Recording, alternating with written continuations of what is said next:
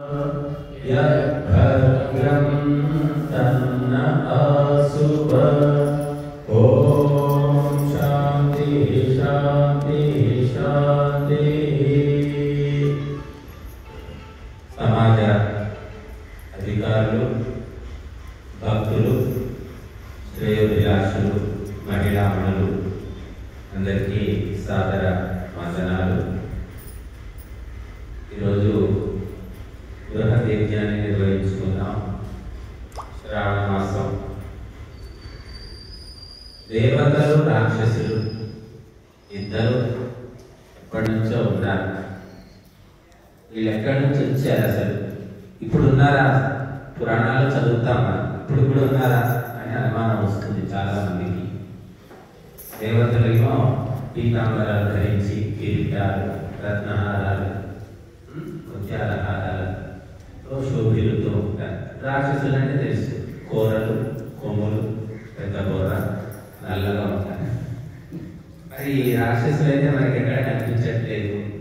అలాంటి మనుషులు ఉన్నారు ఎక్కడ ఆకారంలో. దేవతలు కూడా కిరీటాలు అవన్నీ పెట్టుకొని మనుషుల్లో ఏదో కనబట్టాలి అలాంటి వాళ్ళు, కాబట్టి లేరు అని అనుకుంటాం. అదేదో పురాణాల్లో ఉంది, అదంతా అబద్ధం అనుకునేవాళ్ళు కూడా ఉన్నారు. కానీ మనం లోతుగా ఆలోచిస్తే పురాణాల్లో కానీ వేద శాస్త్రాల్లో ఏం చెప్తూ ఉన్నారంటే, కశ్యప ప్రజాపతికి ఇద్దరు భార్యలు, ఒకరు దితి, ఇంకొకరు అదితి. ఇద్దరు భార్యలు. దితి యొక్క పిల్లలు సంతానం ఎవరంటే దైత్యులు, అంటే రాక్షసులు. అదితి యొక్క సంతానమేమో ఆదిత్యులు, అంటే దేవతలు. వీళ్ళిద్దరికి తండ్రి ఒక్కడే, కానీ తల్లులు వేరు వేరు. ఇది పురాణాల్లో చెప్పిన కథ. మరి దీనికి ఏంటిది నిజంగా ఉంటుందా? అట్లాగా జరిగిందా? కశ్యప ప్రజాపతి ఉన్నాడా అంటే అంతరార్థం మన వైదిక పండితులు చెప్పారు. కశ్యప ప్రజాపతి అంటే సూర్యుడికి కశ్యపుడు అని పేరు. ఈ దితి అతిథి ఎవరు అంటే రెండు శక్తులు, ప్రకాశము, అంధకారం. ప్రకాశాన్ని ఉపాసించే వాళ్ళు దేవతలు, అంధకారాన్ని ఉపాసించే వాళ్ళు రాక్షసులు. పాజిటివ్, నెగిటివ్ అంటున్నాం. సూర్యుడు ఉంటేనేమో వెలుతురు ఉంటుంది, సూర్యుడు లేకపోతే చీకటి ఉంటుంది. కాబట్టి ఈ వెలుతురును బేస్గా చేసుకొని ఆ వెలుతురు లోపల కర్మలు చేసేవాళ్ళు దేవతలు. చూడండి, మన వైదిక కర్మలన్నీ కూడా సూర్యోదయంతో మొదలవుతాయి, సూర్యాస్తమయంతో అంతమవుతాయి. రాత్రి కూడా చేసేది ఏమి లేదు, తినడం పడుకోవడం తప్ప ఉండదు.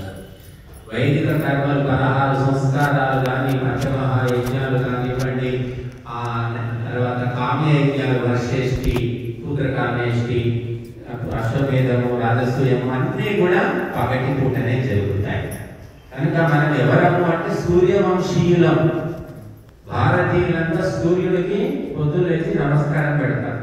ఎందుకు పెడుతున్నాము అంటే సూర్యుడు నీకు తండ్రి అని వేదని చెప్తుంది, భూమి నీకు తల్లి. కాబట్టి దేవతల యొక్క వ్యవహారం ఎలా ఉంటుంది? రాక్షసులు, దైత్యులు, దితి యొక్క సంతానం, అంధకారాన్ని ఉపాసించేవాడు. వాళ్ళకి నైట్ టైం ఎక్కువ. చూడండి, విదేశీయులు, యూరోపియన్స్ కావచ్చు, ముస్లిం కంట్రీస్ లో చూడండి, ఎక్కడ పోయినా చూడండి, నైట్ టైం ఎక్కువ ఉంటుంది. వాళ్ళు 12 గంటల దాకా వెళ్ళుకుంటారు, తాగుతారు, తింటారు, దండాలు ఆడతారు. దొంగలు, స్మగ్లర్లు, హంతకులు, దోపిడీదారులు వీళ్ళంతా కూడా రాత్రి కూడా సంచరిస్తూ ఉంటారు. పగటి కూడా తిరగలవాడు, పగటి కూడా మామూలుగా పడుకొని ఉంటారు. వాళ్ళు రాత్రి లాగానే యాక్టివేట్ అయిపోతారు. అట్లాగే గుడ్లగూబలు, పాములు, తేళ్లు, విష సర్పాలు, విష జంతువులు, క్రూర మృగాలు, సింహాలు, పులులు కూడా రాత్రి కూడానే తిరుగుతూ ఉంటాయి. కాబట్టి ఆసురీ శక్తులు అంటారు. ఇంకా దైవీ శక్తులేమో పగటిని ఉపాసిస్తాయి, ఆసురీ శక్తులు రాత్రిని ఉపాసిస్తాయి. కనుక మరి కశ్యపుడు అంటే సూర్యుడు, ఇంకా సూర్యుని యొక్క భార్యలు అంధకారము, వెలుతురు. ఇలాగా చెప్పారు అలంకారికంగా మనకు. అలాగే కాబట్టి మనం అందరం కూడా వైదిక కర్మలు ఎప్పుడూ కూడా రాత్రిపూట పెళ్లిళ్ళు మనకు లేవండి. చాలా చోట్ల రాత్రి పెళ్లిళ్ళు చేస్తున్నారు. పొద్దున 1 గంట 2 గంటలకు కూడా చేసేవాళ్ళు ఉన్నారు. ఆంధ్ర ప్రాంతంలో ఎక్కువ జరుగుతూ ఉంటాయి రాత్రి వివాహాలు. చీకటి పడిన తర్వాత అసలు చేయకూడదు. సంధ్యోపాసనం, సాయంకాల యజ్ఞం ముగించుకున్న వాటికి అయిపోయింది. కనుక ఇది తెలియకపోవడం వల్ల మధ్యయుగాల లోపల విదేశీయుల దండయాత్రల వల్ల రాత్రి కూడా చాటుగా తెలియకుండా పెళ్లిళ్ళు చేసుకునే సంప్రదాయం వచ్చింది తప్ప మనకు వైదికంలో లేదు. అంటే మనమందరం కూడా ప్రకాశాన్ని ఉపాసించాలి, ప్రకాశవంతంగా ఉండాలి. మనస్యేకం వచస్యేకం కర్మణ్యేకం మహాత్మన. మహాపురుషులు మనసా వాచా కర్మణ ఒకే రకంగా ఉంటారు, వాళ్ళని దేవతలు అంటారు. రాక్షసులు అంటే ఎలా ఉంటారంటే మనస్యన్యత్ వచస్యన్యత్ కర్మణ్యన్యత్, చెప్పేది ఒకటి చేసేది ఒకటి, వాళ్ళ మనసులో ఉండేది ఒకటి. కాబట్టి మనము దేవతలం కావాలి, దైవత్వాన్ని నింపుకోవాలి, పెంచుకోవాలంటే అగ్నిహోత్రం తప్పనిసరి. కాబట్టి మనమందరం కూడా మహర్షి దయానంద సరస్వతుల వారు మళ్ళీ ఎన్నో వేల ఏళ్ల తర్వాత మరుగున పడిపోయినటువంటి అగ్నిహోత్రాన్ని వెతికి తీసి ఇచ్చాడు. దీనితోటి ప్రపంచాన్ని శాసించమని చెప్పాడు. ప్రపంచం శాసించడం దేవుడే, మనమే ఏం చేయలేకపోతున్నాం. ఎందుకు అంటే ఆ అగ్నిహోత్రం యొక్క రహస్యాన్ని తెలుసుకోవాలి. తెలుసుకొని ప్రతి ఒక్కరూ చేస్తే ఈ ప్రపంచం మొత్తం కూడా ఆర్య చక్రవర్తి సామ్రాజ్యం వస్తుంది. ప్రతి ఒక్కరూ టికెట్ తీసుకుంటే బస్సు నడుస్తుందండి. ఒకటే టికెట్ తీసుకుని ఆ మిగతా వాళ్ళు తీసుకోకుంటే ఏమవుతుంది? ఆ ఒక్క వ్యక్తి వరకు నిజాయితీగా ఉంటుంది, కానీ మొత్తం బస్సు నడవాలంటే, వ్యవస్థ నడవాలంటే. అలాగా అగ్నిహోత్రము ఇంటింటా జరిగినప్పుడు ప్రపంచమంతా కూడా భారతదేశమే, భారతదేశ సంస్కృతి ఉండింది. ఎప్పుడైతే అగ్నిహోత్ర పరంపర తగ్గిపోయిందో క్రమక్రమంగా రకరకాల సంప్రదాయాలు, విశ్వాసాలు, మతాలు పుట్టుకొచ్చాయో అప్పుడు మొత్తం మానవ సమాజం అంతా కూడా మరి చిన్న భిన్నమైపోయింది. భారతదేశం యొక్క శక్తి, జగద్గురుత్వం కూడా తగ్గిపోయింది. ఎక్కడెక్కడో ఉండేది మన దేశం, అంతుపోతూ ఉండేది విశాలమైన భారతదేశం. చివరికి ఏమైందంటే ఇంత ముక్క మిగిలింది మనకు. మొన్నటిదాకా బర్మా ఈ దేశంలోనే ఉండేది, బంగ్లాదేశ్ ఉండేది, పాకిస్తాన్ ఉండేది, శ్రీలంక ఉండేది, నేపాల్ ఉండేది. ఎప్పుడో ఒక 100 ఏళ్ళు కూడా, ఆఫ్ఘనిస్తాన్ కూడా 100 ఏళ్ల కింద ఇండియాలో ఉండేదండి. 100 ఏళ్లే, 100 ఏళ్ల లోపల తారుమారైపోయింది. ఎందుకంటే మనం వైదిక పరంపర మర్చిపోయాం. పనికి మారినటువంటి చిత్ర విచిత్రమైన పూజలు, లోకబాబాలు, లోకస్వాములు సందుకు ఇంటింటికి ఊరూరుకు బయలుదేరారు. వాళ్ళ వెనక లక్షల మంది ఉన్నారు, మన వెనక ఎవరు లేరు. మనం చెప్పుకోవాల్సిందే. ఆ విధంగా బుద్ధినాశనం అయిపోయింది. కాబట్టి మనము ప్రపంచాన్ని శాసించాలంటే వేదము, అగ్నిహోత్రము, యోగము, ఈ మూడే కూడా. యోగము, యాగము, వేదము, ఈ మూడింటిని మనం సక్రమంగా తెలుసుకుంటే, వినియోగించుకుంటే మన ప్రపంచమేమో కానీ మొట్టమొదటి మనం ఆయురారోగ్యాలు పొందుతాము, మన కుటుంబంలో శాంతి సౌభాగ్యాలు విలసిల్లుతాయి. తర్వాత క్రమక్రమంగా ప్రపంచంలో కూడా మార్పు వస్తుంది. బట్ ఇది చెప్పేవాళ్ళు లేదు. ఇది ఎందుకు ఆగిపోయిందంటే విద్వాంసులు, పండితులు అగ్నిహోత్ర మహిమ తెలుసుకొని చెప్పేవాళ్ళు లేదు, చేయించేవాళ్ళు లేదు. ఊరికొకరు కూడా కనిపించడం లేదు మనకు. అందువల్ల ఆగిపోయింది. ఏ ప్రొడక్ట్ అయినా ముందుకు పోవాలంటే సేల్స్ మెన్ ఉంటారు. సేల్స్ మెన్ అంటాడు, వాడు ఏం చేస్తాడు? ఇంటికి వచ్చి అవి అమ్ముతుంటాడు. సబ్బులు, బిస్కెట్లు, కొత్తగా వచ్చిన ప్రొడక్ట్స్ ఇంటికి వచ్చేటప్పుడు ఫ్రీగా ఇస్తాడు. వాడు ఈ సబ్బులు తీసుకోండి, ఫ్రీగా వాడండి అంటాడు. ఫ్రీగా ఇస్తే ఏదైనా తీసుకుంటాం, మనం ఏముంది తీసుకుంటాం, వాడతాం. నచ్చిందంటే మళ్ళీ ఆ డ్రెస్ వెతుక్కుంటాం. అలాగా మనము ఆర్య సమాజం కూడా కొత్తది కాదు. మహర్షి దయానందుడు వేద శాస్త్రాలన్నింటినీ కూడా మళ్ళీ వెలికి తీశాడు, మర్చిపోయిన వాటిని. శ్రీరాముడు, శ్రీకృష్ణుడు, హనుమంతుడు, శివుడు, దేవతలంతా అనుసరించినటువంటి పరంపర, మహర్షులంతా బోధించినటువంటి పరంపర. అయినప్పటికీ దీనికి సరైనటువంటి సేల్స్ రిప్రజెంటేటివ్స్ అంటే ప్రచారకర్తలు లేకపోవడం వల్ల మరుగునబడింది. ప్రచారం కావాలంటే మీకు తెలుసో లేదో, కొత్త ప్రోడక్ట్ అమ్మడానికి ముందు ఆ ప్రచారకర్తలకు ట్రైనింగ్ ఇస్తారు. ఊరికే చేతిలో సబ్బు పెట్టి అమ్ముకురాము అని చెప్పరు. వాడు కూర్చోబెట్టి క్లాసులు తీసుకుంటారు. ట్రైనింగ్ ఇచ్చిన తర్వాత వాడు ఎలా చెప్పాలి, ఎలా ఒప్పించాలి, ఎలా అమ్మాలి అనే టెక్నిక్స్ తెలుసుకుంటాడు. అలాగా మనకు కూడా మహర్షి దయానంద సరస్వతుల వారు వచ్చిన తర్వాత వేదాన్ని ఎలా ప్రచారం చేయాలో గురుకులాలు, ఆశ్రమాలు, ఉపదేశక విద్యాలయాలు ఎన్నో ఉండేవి. కానీ 150 ఏళ్లలో క్రమక్రమంగా అన్ని తగ్గిపోతూ వచ్చాయి. మన దక్షిణ భారతదేశంలో అయితే ఇంచుమించు లేవని చెప్పుకోవచ్చు. అందువల్ల ప్రచారం జరగట్లేదు. ప్రచారం చేయడానికి నాలెడ్జ్ కావాలి, వాయిస్ కావాలి, రెండో అవసరం, టెక్నిక్స్ కావాలి. మోహన్ గారు అన్నారు బట్టల దుకాణం ఉంది, మరి ఊళ్ళో లేవా బట్టల దుకాణం? ఓలెట్ ఉన్నాయి. ఆయన షాప్కి ఎందుకు వస్తున్నారు? ఆయన దగ్గర ఎందుకు ఉంటారంటే ఆయన కస్టమర్ ఆయన దగ్గరికి వస్తాడు, అవునా కదా? ఎందుకు వస్తున్నాడంటే వ్యవహారం, దక్షత అంటారు. అలాగా మనము వేద ప్రచారం చేసి ప్రజల లోపల వైదిక ధర్మాన్ని ప్రచారం చేయడం, వాళ్ళను పాదుకొల్పడం, విశ్వాసాన్ని కలిగించడం. ఇందులో ఏమీ లేదు, మాయమాటలు లేవు, మోసం లేదు, మభ్యపెట్టడం లేదు. కేవలం వేదాలు చెప్పినటువంటి సత్య సిద్ధాంతాన్ని ప్రియంగా చెప్పడం. సత్యం బ్రూయా ప్రియం ప్రియం, కఠినంగా కాకుండా అర్థమయ్యే విధంగా తెలియజేయండి. పిల్లవాడు స్కూల్కి పోవడానికి ఏడుస్తాడు, అలవాటైన తర్వాత స్కూల్కి పోనివ్వకుండా ఏడుస్తాడు. అలాగా అగ్నిహోత్రం యొక్క మహత్వం ఎప్పుడు అర్థమవుతుందో వాళ్ళు తప్పకుండా అగ్నిహోత్రం చేస్తారు, చేయిస్తారు, సహకరిస్తారు. అది చెప్పవలసిన బాధ్యత తెలిసిన వాళ్ళ మీద ఉంది, పండితుల మీద ఉంది. కాబట్టి ఎంత తగ్గిపోయినప్పటికీ ప్రచారము, అగ్నిహోత్ర మహత్వము మాత్రం తగ్గిపోలేదు. ఇప్పటికీ కూడా మరి ఎంతో మంది దీని లోతుపాత్రలు తెలియకపోయినది మంచిది అనే భావన చాలా మందికి ఉంది. ఎలా మంచిది అనేది తిరిగి వాళ్ళు పాపం మంచిది అని నమ్ముతారు. ఇప్పుడు ఈ అమ్మాయి ఎవరో పరమాణం ఒడ్డుకు వచ్చింది, హోమంలో వేస్తే మంచిది అని ఆమెకు అనిపించింది. కానీ చక్కెరతో ఉండకూడదనే విషయం ఆమెకు తెలియదు. ఎందుకంటే చక్కెరలో కెమికల్స్ కలుస్తాయి, బెల్లంలో కలవవు. అలాగే మిశ్రీ అంటారు, కలకండ అంటారు, దాంట్లో కూడా కెమికల్స్ కలవవు, దాంట్లో తయారు చేయవచ్చు. లేదంటే పతంజలిలో పూరా చక్కెర అని అమ్ముతున్నారు, అది కెమికల్స్ లేకుండా ఉంటుంది, దాంతో తయారు చేయవచ్చు. ఇంకా దేవతలకు సమర్పించే పదార్థాలు శుద్ధమైనవి, పవిత్రమైనవి ఉండాలి అని మనకు వేదాలు చెప్తున్నాయి. కాబట్టి అందులో పరమాన్నం కానీ పాయసం కానీ శుద్ధంగా ఉండాలంటే ఈ చక్కెర కెమికల్స్ ఉంటాయి కాబట్టి సమర్పించకూడదు. ఒకప్పుడు అందరికీ తెలుసు, గుళ్ళోపల బెల్లము, పుట్నాల పప్పు ప్రసాదం పెట్టేవాడు, అటుకులు బెల్లం పెట్టేవాడు. ఇలా ఉండే తప్ప చక్కెర ఎవరు పెట్టేవాడు కాదు గుళ్ళల్లో. ఇప్పుడు గుళ్ళల్లో కూడా ఏం పెడుతున్నారో ఏమో మనకు తెలియదు. కొంతమంది ఏం చేస్తారంటే షాప్లో వెళ్ళి మిఠాయి డబ్బాలు కొనుక్కొచ్చి గుళ్ళో అక్కడ పెట్టేసి మళ్ళీ ఇంటికి తీసుకెళ్ళి ప్రసాదాన్ని పంచుతూ ఉంటారు. కానీ అది అన్ని సరైన పద్ధతి కాదండి. దేవతలకు సమర్పించాలంటే నీవు స్వహస్తాలతో శ్రద్ధాసక్తులతో తయారు చేసి సమర్పించాలి తప్ప మార్కెట్లో తీసుకొచ్చి ఇవ్వడం కాదు. ఇంటికి ఎవరైనా ఫ్రెండ్ వచ్చి అల్లుడు వచ్చాడనుకోండి, మార్కెట్ నుంచి హోటల్ నుంచి పార్సల్ తెప్పించి పెడతారా? పెడితే వాడు వస్తాడా? మళ్ళీ అల్లుడు ఇంటికి వస్తాడా?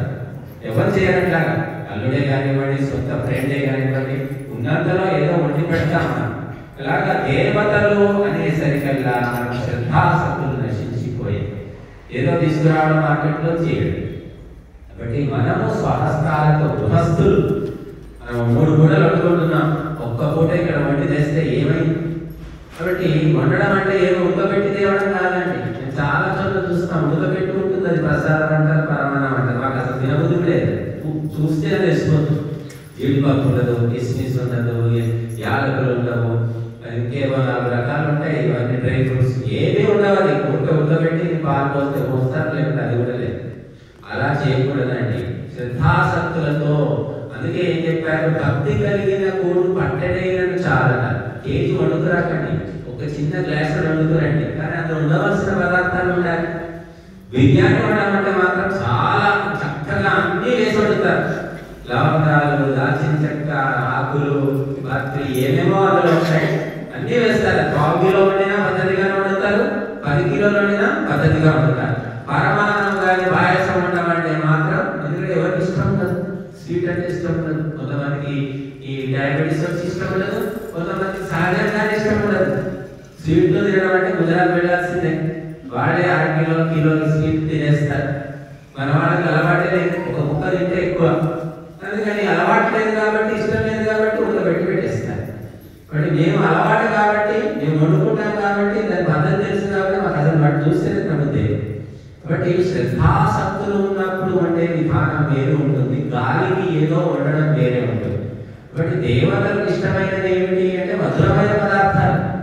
మధురమైన పదార్థాలు మనకేమో ఇష్టం లేదా, అందుకని మనకి ఇష్టం లేదు కాబట్టి అలా వండి పెడితే దేవతలు ఎందుకు సంతోషిస్తారు?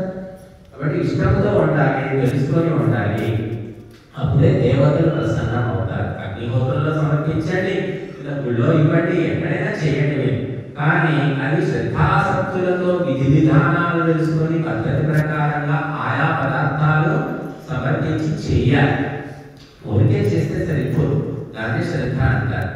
కాబట్టి మనము దేవతలకు అగ్నిహోత్రం ద్వారా సమర్పించే విధానం మనకు డైరెక్ట్ దేవలోకానికి పెట్టి అవన్నీ కూడా ఇది పోయింది, అగ్నిహోత్రం పోయింది, విగ్రహం పెడుతున్నాం, విగ్రహం ముందు పెడుతుంటారు, రకరకాల నైవేద్యాలు చేసుకుంటారు. పులిహోర, దద్దోజనం, గారెలు, బూరెలు, ఎన్ని రకాల్లో వాళ్ళకి ఇష్టమైనవి చేస్తారు. ఎందుకంటే వాళ్ళే తింటారని వాళ్ళకి తెలుసు కదా, దేవతలు ఎలాగో తినవు, విగ్రహం తినవు కాబట్టి వాళ్ళే తింటారు. కాబట్టి వాళ్ళకి ఇష్టమైన టేస్టులన్నీ చేసుకొని అక్కడ పెట్టేసి వాళ్ళు తీసుకొని అలా ఎంత తింటారు, నచ్చుకుంటారు. కానీ ఇక్కడ తినే దేవత అగ్ని, అగ్నికి సమర్పిస్తే మనకు మిగిలింది మనకే తప్ప అందులో సమర్పించింది మనకు రాదు. కాబట్టి ఇటువంటి అగ్నిహోత్రాన్ని సమర్పించడం మాత్రం మర్చిపోయారు. ఎందుకంటే అసలైన దేవత పక్కకు పోయింది, నకిలీ దేవత వచ్చింది. అందువల్ల అనేక నష్టాలు పొందుతున్నాము. కష్టాలు, రోగాలు, బాధలు, పీడలు, హత్యలు, ఆత్మహత్యలు. 30 ఏళ్ళు 15 ఏళ్ళకే చచ్చిపోతున్నారు. హార్ట్ ప్రాబ్లం, డ్యాన్స్ చేస్తూ చచ్చిపోతున్నారు, మాట్లాడుతూ చచ్చిపోతున్నారు. చిన్న వయసు వాళ్ళు పేపర్లో చదువుతుంటాం మనం, రోజు వీడియోలు కూడా పెడుతున్నారు. ఎందుకు ఇలాంటి అకాల మరణాలు వస్తున్నాయి? హిందువులకి మళ్ళీ ఏ ముస్లిం తెలిసిపోయినట్టు ఎక్కడ కూడా చూడండి, ఇట్లా డ్యాన్స్ చేస్తూ పెళ్లిలో మాట్లాడుతూ చనిపోతున్నారు. ఎందుకు తెలుసు? ఎన్ని పాపాలు హిందువులే చేస్తున్నారు. ఎందుకంటే హిందువులకు శాస్త్రం తెలియదు, ఏ శాస్త్రం తెలియదు, ఎవరికి ఏది తోస్తే అది చేసుకుంటూ పోవడమే. ముస్లింలు ఒక ఖురాన్ అనే దాన్ని అనుసరిస్తున్నారు, క్రైస్తవులు బైబిల్ అనుసరిస్తున్నారు. మీరు ఏం అనుసరిస్తున్నారంటే ఏ శాస్త్ర ప్రకారం నడుస్తున్నారంటే ఎవరికి శాస్త్రమే తెలియదు. భగవద్గీత అంటారు కొంతమంది, ధర్మ గ్రంథాలు ఏంటంటే భగవద్గీత ఇవన్నీ ఒకటి నేర్చుకున్నారు. మరి భగవద్గీత ఎప్పుడు పుట్టిందమ్మా? కృష్ణుడు పుట్టినప్పుడు. కృష్ణుడు ఉపదేశించింది భగవద్గీత అన్నారు. కృష్ణుడు ఏ యుగంలో పుట్టాడు? కలియుగము ప్రారంభంగా ద్వాపరాంతంలో పుట్టాడు, ద్వాపర యుగం అంతంలో. మరి అంతకుముందంతా కృష్ణుడి తల్లిదండ్రులు, తాత ముత్తాతలంతా ఏ బుక్కును ఫాలో అయ్యారు? పోనీ కృష్ణుడైతే చిన్నప్పుడే చదువుకున్నది భగవద్గీత అయితే కాదు కదా. ఆయన ఎప్పుడు చెప్పాడు? కురుక్షేత్ర యుద్ధంలో బోధించాడు. అంతకుముందు ఏం చదువుకున్నాడు? ఎవరికి తెలియదు, ఆలోచించడం లేదు బుర్రలు. శ్రీకృష్ణుడు గురుకులంలో వేదాంగాలు చదివాడని అది భారతంలో ఉంది, భాగవతంలో. మరి శ్రీకృష్ణుడు చదివిన వేదాలు మనకు పనికిరా, మనకు తెలియదు. పోనీ ఆ కృష్ణుడు ఆ ఉపదేశించిన భగవద్గీత అయినా ఎంతమంది చదివారు, ఎంతమంది ఇళ్లలో ఉందంటే అది తెలియదు, ఏది తెలియదు. కేవలం బొట్టు పెట్టుకోవడం, దండాలు పెట్టుకోవడం తప్ప ఇంకేమీ రాదు. కాబట్టి హిందువులు ప్రపంచంలోకి వెళ్ళిన మూర్ఖుల్లాగా తయారైపోయారు. ఒక రిక్షా దుక్కునే సామాన్యమైన చదువురాని ముస్లిం కూడా ఖురాన్ నుంచి చెప్తాడు కొన్ని మాట్లాడి. వాటితో మాట్లాడే మనం, నేను ఎంతోమందితో మాట్లాడే ఇంటర్వ్యూ చేసి యూట్యూబ్లో పెట్టా చూడండి. కానీ చదువుకున్న ఎంఏలు, ఎంపీలు, ఐపీఎస్, ఐఏఎస్ చదివిన వాళ్ళని కూడా హిందువులను అడగండి, వాళ్ళ ధర్మగ్రంథం గురించి, ధర్మాన్ని గురించి ఏమి చెప్తలేదు. ఇంత భయంకరమైన పరిస్థితి, మూర్ఖత్వం హిందువుల్లోనే ఉంది. ఎందుకు ఉంది అంటే పండితులు చెప్పట్లేదు, పండితులు నేర్పట్లేదు, ప్రోత్సహించడం లేదు. ఇక్కడ ప్రోత్సహిస్తే కొత్తగా అనిపిస్తుంది, ఇక్కడ పండితులు చెప్పేసరికి కొత్తగా అనిపిస్తుంది. ఎవరు చెప్పలేదు ఇట్లా? మా ప్రసారించి పంపించారు, తీర్థం కోసం పంపించారు, బొట్టు పెట్టి పంపించారు, చుట్టూ తిప్పించారు, ఇవన్నీ చెప్పలేదు. చెప్పరు. మరి చెప్పకపోవడమే నచ్చుతుంది మనిషి, చెప్తేనేమో తప్పు. ఏ తప్పులు చెప్తే తప్పు, తప్పులు చెప్పకుండా పని ముగించుకుంటే అంటే ఇటువంటి విధానం నడుస్తుంది. కాబట్టి హిందువులు ప్రపంచంలోకి వెళ్ళిన మూర్ఖుల్లాగా తయారైపోయారు. మూర్ఖుడికి కష్టాలు, బాధలు తప్పవు, అందుకే ఇవన్నీ వస్తూ ఉన్నాయి. కాబట్టి మనము ఇక్కడ మహర్షి దయానందుడు మానవ జాతి మీద దయతో తన జీవితాన్ని త్యాగం చేసి ఆర్య సమాజాన్ని స్థాపించాడు. ప్రతి ఒక్కరూ కూడా ఉత్తములు, విద్వాంసులు, ఆవిష్కారులు, ఆరోగ్యవంతులు, ధార్మికులు, బుద్ధిమంతులు కావాలి. మానవులంతా జన్మను సఫలం చేసుకోవాలి అనే ఉద్దేశంతో ఆర్య సమాజాన్ని స్థాపించారు. ఒక కులం కోసం కాదు, మతం కాదు, ప్రాంతం కాదు, భాష కాదు. ఇక్కడ చూడండి, ఇక్కడంతా మరాఠీ వాళ్ళు ఉన్నారు, తెలుగు వాళ్ళు ఉన్నారు, హిందీ వాళ్ళు ఉన్నారు, తమిళం వాళ్ళు ఉన్నారు, రకరకాల భాషల వాళ్ళు ఉన్నారు, రకరకాల కులాల వాళ్ళు ఉన్నారు. ఎందుకంటే అన్నిటికంటే మించి ధర్మము, అన్నిటికంటే మించినది ఆత్మ. దాన్ని దృష్టిలో పెట్టుకొని మహర్షి దయానందుడు బోధించాడు. కాబట్టి సంకుచితమైన భావాలతోటి హిందువులంతా కూడా నాశనం అయిపోతున్నారు. ఇలా మనం చూస్తున్నాం, మన మార్వాడి గో బ్యాక్, మార్వాడి భగావు చూడండి ఎక్కడికి వచ్చింది. కాబట్టి ఇటువంటి ఆలోచనలను మనం ప్రోత్సహిస్తున్నది, మాట్లాడుతున్నదంతా హిందువులే. చూడండి మీరు వీడియోలు అన్నా వస్తున్నాయి, మనకి స్టేట్మెంట్ ఇస్తున్నది, ప్రోత్సహిస్తున్నది హిందువులే. ఎందుకంటే హిందువులకు సంకుచితమైన ఆలోచన ధోరణి ఉన్నది నేర్పిస్తున్నారు. విశాలమైన ఆలోచనలు మన శాస్త్రాలు చెప్తున్నాయి. సర్వే జనాః సుఖినో భవంతు, లోకాః సమస్తాః సుఖినో భవంతు, ఇలా ఉన్నాయి మన శాస్త్రాలు. అంత విశాలమైన ఆలోచనలు ఎక్కడున్నాయి? నా కులము, నా మతము, నా కుటుంబం. కులం కూడా పోయింది, కులం కంటే కూడా గొప్ప కుటుంబం. కుటుంబం కూడా పోయింది, కుటుంబ వ్యవస్థ ఎక్కడేడ్చింది? నేను అనేది మిగిలింది. నేను బాగుండాలి, నా పొట్ట నిండాలి, నేనే 3 అంతస్తులు కట్టుకోవాలి. భార్య భర్తలనే బంధం కూడా ఇంచుమించు సాగానికి వచ్చింది. భార్య భర్త అని ఒకప్పుడు ఎంతో గొప్పగా ఉండేవాడు, విడాకులనే ప్రసక్తులు అయిపోయేది. ఇప్పుడు సెకండ్ మ్యారేజ్ యాక్ట్ కూడా వచ్చింది, థర్డ్ మ్యారేజ్ కూడా వచ్చింది. కాబట్టి ఇదంతా ఎందుకు జరుగుతుందంటే కేవలం ధర్మము చెప్పేవాడు లేక, ధర్మము తెలియక. 10 సార్లు వింటే ధర్మం అనేది అర్థమవుతుందమ్మా, పెద్ద కష్టం ఏం లేదు, దాని చదువుతో పని లేదు, చదువు అవసరం లేదు ధర్మాన్ని తెలుసుకోవడానికి, ఆచరించడానికి. ఇప్పుడు మన మోహన్ వాళ్ళ అమ్మ ఉంది, ఆమె చదువు వచ్చలేదు నాకు తెలియదు కానీ వస్తుందా? హిందీ వస్తుంది. ఆమె విని పండితులు చెప్తుంటే తెలుసుకున్నది, విన్నది, మంత్రాలు నేర్చుకుంది, ప్రత్యేకంగా కూర్చోబెట్టి ఎవరు నేర్పలే. ఇలాగ సత్సంగాలకు వస్తూ వస్తూ వింటూ నేర్చుకుంది, అనేక విషయాలు విని తెలుసుకున్నారు. కాబట్టి సత్సంగం అంటే అదే, మనకి ఏమీ తెలియకపోయినా, చదువు రాకపోయినా వచ్చి శ్రద్ధాశక్తులతో కూర్చుంటే క్రమక్రమంగా మనకు కూడా తెలివి వస్తుంది, బుద్ధి వస్తుంది, ధర్మాన్ని తెలుసుకొని పాటించగలుగుతాం అన్నమాట. అందుకోసం ఈ కార్యక్రమం ఏర్పాటు చేయండి. వచ్చి వినాలి, తెలుసుకోవాలి, బుద్ధికి పట్టిన బూజు దులుపుకోవాలి. పండితులు చెప్పేటటువంటి ధార్మిక వచనాలను మన మనసులో నింపుకోవాలి. అప్పుడు జీవితంలో ఉన్న అంధకారం అనేది దూరం అయిపోతుంది. అందుకోసం ఈ కార్యక్రమం ఏదో పని పాట లెక్క చేయట్లేదు మనం అంతా ఇక్కడ. బట్ ప్రతి ఒక్కరు కూడా ఈ కార్యక్రమంలో పాల్గొనండి. ఇంకా రేపు ఎల్లుండి ఆదివారం రోజు మనం పూర్ణ అవుతుంది. మరి రేపు ఉదయం 8 అందరూ రావడానికి ప్రయత్నం చేయండి. ఎట్టి పరిస్థితుల్లో 8 మొదలవుతుంది, 10:30 మనం ముగిస్తాం, 2:30 గంటలు. దయచేసి చిట్ట చివరి రోజు రేపైనా సహకరించడానికి ప్రయత్నం చేయండి. ఇంట్లో ఎప్పుడూ ఉంటాయి, ఉంచుకోవడం వెనక ముందు చేసుకోవచ్చు, అవేం తప్పిపోవు కదా, ఇదే మాయమైపోదు కదా. అంతకంటే గొప్ప పని ఇది అని తెలుసుకున్నప్పుడు దీనికి ప్రాధాన్యం ఇస్తాం. కాబట్టి మీరందరూ మరి ఉదయం వచ్చి కార్యక్రమానికి సహకరించండి. అలాగే పరమాణం వండితే కూడా బెల్లం కూడా కెమికల్స్ బెల్లం కాకుండా శుద్ధమైన బెల్లం, ఎర్రటి బెల్లం ఉంటుంది, ఆర్గానిక్ బెల్లం అంటున్నారు, దాంతో తయారు చేసి తీసుకురండి. ఎవరైనా సరే ముందే చేస్తే హోమంలో కూడా మనం సమర్పించవచ్చు అని చెప్తూ మరి ఇప్పుడు ఆశీర్వాదంతో కార్యక్రమాన్ని ముగిద్దాం. రేపు మాత్రం 8 అందరూ రండి.